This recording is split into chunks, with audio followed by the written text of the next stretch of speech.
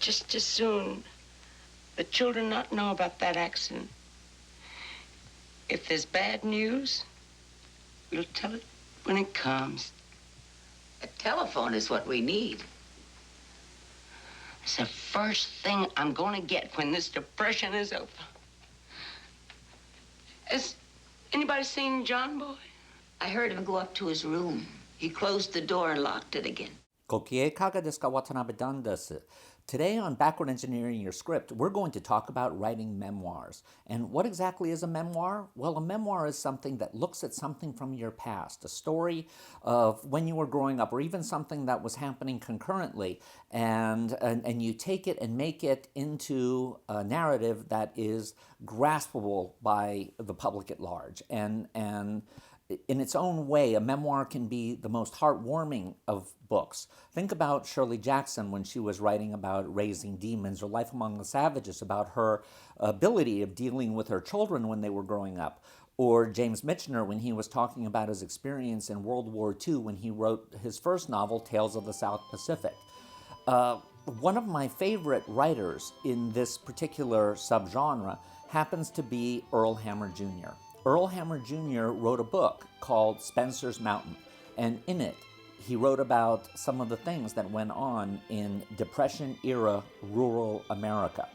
And that Depression-era rural America was one that was beset by hardship. Not only were you fighting the weather, not only were you fighting the fact that there were no jobs, but you were also fighting the fact that life itself was very difficult. There were changes afoot. There were integration of minorities within your community. There were outside threats. There was prohibition and suspicion of people who had, shall we say, a whiskey still on the side. The book Spencer's Mountain was made into a movie in the 1960s with Henry Fonda and Russ Tamblyn. It was okay, and for all intents and purposes, that should have been where Earl Hammer Jr.'s story of Spencer's Mountain should have ended. But in 1971, at a period when America was going through a very, very dark time, the Vietnam War was still raging, and there were some hints that there was a big scandal that was brewing in Washington, D.C. There had been the 1968 problems with the Democratic National Convention and the assassination of Robert Kennedy. So the country was feeling very unstable.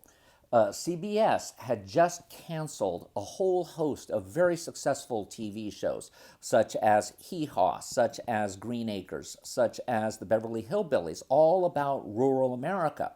And while the decision would ultimately be a good one financially because it led to the blossoming of their very successful franchises of especially Murderers Row, which was Saturday night, which began with All in the Family, MASH, Mary Tyler Moore Show, Bob Newhart Show, and concluded with the Carol Burnett Show, there was a period of adjustment.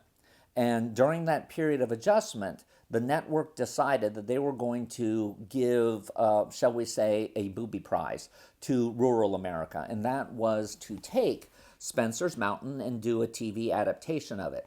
It would be called The Homecoming, and The Homecoming would change the name of the family, and the name of the family would now be the Waltons.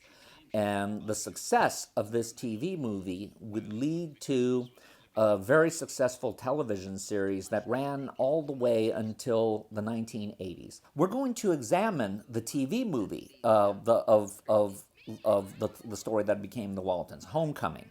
Homecoming is interesting for a number of reasons. The first of which is that it has a completely different cast from the Waltons, mostly. The children are the same, and Grandma is the same, Ellen Corby. But the rest of the cast is different. For example, you have Patricia Neal playing the matriarch, who would later be played by Michael Lerner. Won't John be surprised when he walks in that door and finds a Christmas turkey roasted in the oven?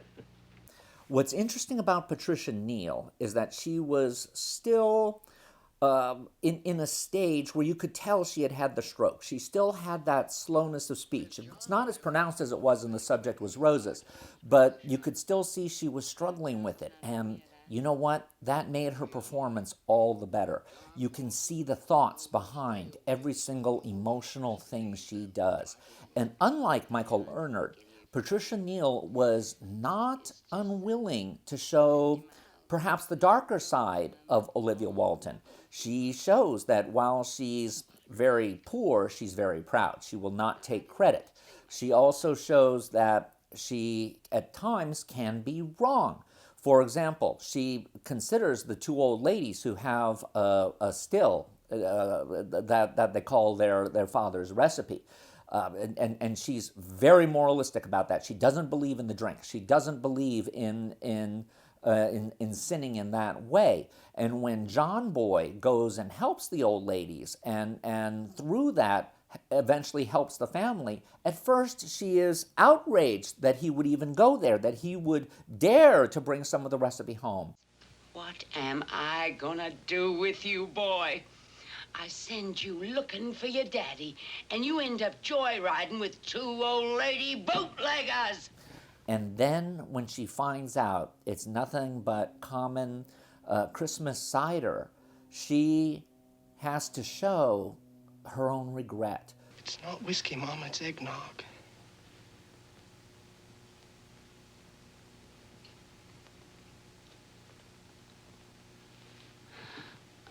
I would be ashamed of myself. She shows her vulnerability that she has been wrong. And it is in that strength, that ability for her to be wrong and unreasonable, to suddenly shifting on a dime to being someone who is reasonable, who does understand, and who is willing to admit her fault, that makes this an incredibly role modeling performance. Just think today, when was the last time you saw in a movie or a TV show where someone said, I was wrong and looked really sorry, as opposed to it being a matter of, well, I'm going to say I'm sorry because it's necessary for the plot, or it makes my ego feel better. No, she's actually sorry. She actually realizes she did something wrong.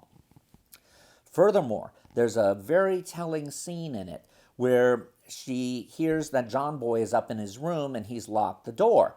And we all know what late teenage boys are doing when they're in a room and the door is locked, especially when they're in a family with a lot of people. She goes up there, and even though the scene, because remember, this is 1971, they're not about to go there, when they go up there and as she's talking to him, we can tell that adults are getting exactly what that conversation is really about, but that for kids who are watching it, it's going to go right over their heads. They're going to buy the fact that John Boy is merely using that as his alone time to write. Are you smoking cigarettes up here? Oh, ma'am. Then what are you doing? Nothing, Mama. Then what's the door locked for? Well, I reckon I just locked it without thinking. Are you hiding something in that bed, John Boy?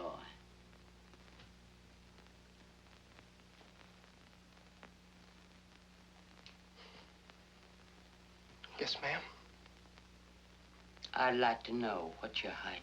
You have some real interesting things that are going on, not only within the Walton family, but within CBS and Earl Hammer in terms of getting things over. And there's another scene that really shows some of the challenges of being around during the Depression, and it takes a special hit against those who are only pious on appearance.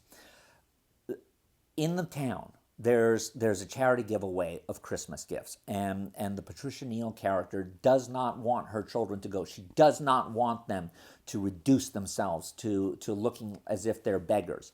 But John Boy and the grandparents convince her that, hey, it's Christmas, and please don't be so strict. But guess what? Mama Walton is right. The children go, and the little girl gets what she has always dreamed of. It's a doll, and the woman who is giving it away is clearly one of these Beitzel, these white people who feel like they're doing great things by showing up in the poor neighborhood. And when the little girl opens the package, she finds that the doll's face has been smashed in and it is of no use. And she is horrified and she's crying. And the reason she's crying is not so much over the fact that the doll was damaged. She's crying over the fact that she, for the first time in her life, has been had. And John Boy and the rest are understanding, but they also know they have to let her have this lesson, because isn't that what life is about too? That you are promised things by people who look like they're going to be benevolent, but are actually only looking for their own self-aggrandizement. The other thing that the TV movie does is it deals with the moral ambiguity of the time. Remember that the biggest box office sensations theatrically were movies like MASH and to its own way Patton and Easy Rider. So there's in itself a little bit of a celebration of the outlaw mindset.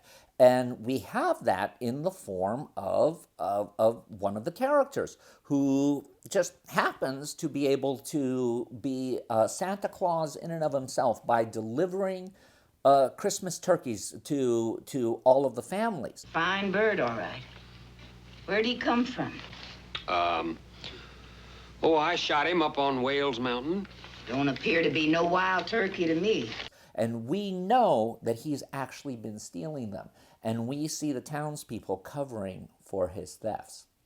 Another area where the script is very daring is in its introduction of the minority character who's a preacher. And we see the Walton children going to the church and not having any kind of racial animus. And this is where the show, to many modern sophisticates, feel, oh, well, that's just a bunch of poppycock. We all know what Appalachian people are like.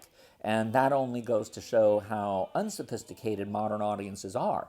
When you're dealing with a poverty neighborhood and you're dealing with everybody struggling just to survive, such niceties as being able to be a bigot and do all that kind of stuff go away.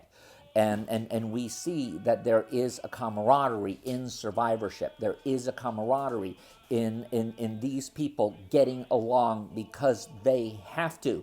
And it's a real mind blower that this was something that network television was dealing with at the time. It would lead to the sophistication of something like the autobiography of Miss Jane Pittman and other movies that would tackle sensitive issues. But this, in its own way, was laying the groundwork. The main story is more or less a series of vignettes that are happening right around Christmas. Daddy Walton is coming home from a job at the factory, which is far, far away, and they hear that there's been an accident. So it's possible not only that he might not make it home in time, but that he might not even make it home, period. And the family has to make a decision on whether or not they're going to be telling the younger children. Now, John Boy understands what's going on. And when you look at Richard Thomas's performance, we understand why he became so identified with this part and why he struggled so hard to get away from it. Remember, this is the same Richard Thomas who's in a Barbara Hershey, Bruce Davidson movie called Last Summer, which is about teenage sexuality and has a lot of quite graphic for the time sex in it. And he plays someone who's very morally ambiguous in it. And yet, this part was so iconographic for him that later on he would do things like You'll Like My Mother, where he plays a very bad guy who is picking on poor Patty Duke in an attempt to escape from this. Later on, he would be on stage in Lisbon Traviata playing a gay guy who ultimately kills his lover because he's so insanely jealous. And still, when I saw him doing Lisbon Traviata, all I could think of was John Boy. And Thomas, to his credit, has embraced the fact that he can't escape from that part. And he will do interviews and he will talk about it. And I hate to say it, boy, does he look good for his age when you see him today. I mean, my God, he doesn't look that much older than John Boy, and yet he's old enough to be Grandpa Walton by now. And so the film has a lot going for it, and it's one that I wish would be shown more often. especially in the holiday seasons, because it does really show what the spirit of giving and understanding can be. Good night, John Boy. Good night, Liz. Good night, Daddy. Good night, son. Good night, Mary Ellen. Good night, Daddy. Good night, Mama. Good night, Mary Ellen. Good night, Jim Bob. Good night, Mama. Good night, Aaron. Good night, Jim Bob. Good night, Ben. Good night, Aaron. Good night, everybody.